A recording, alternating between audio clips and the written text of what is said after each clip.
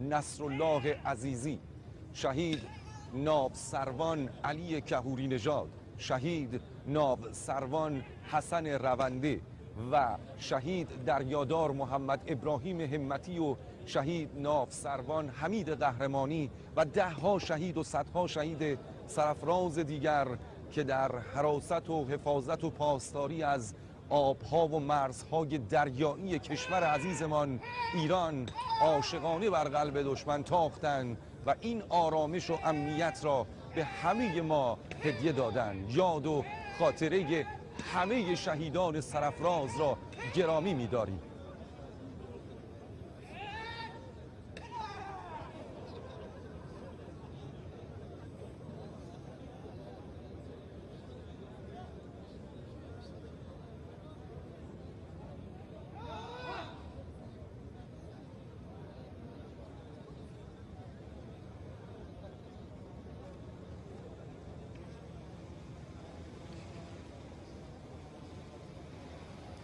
ارائه رهنمود توسط فرماندهی محترم کل ارتش جمهوری اسلامی ایران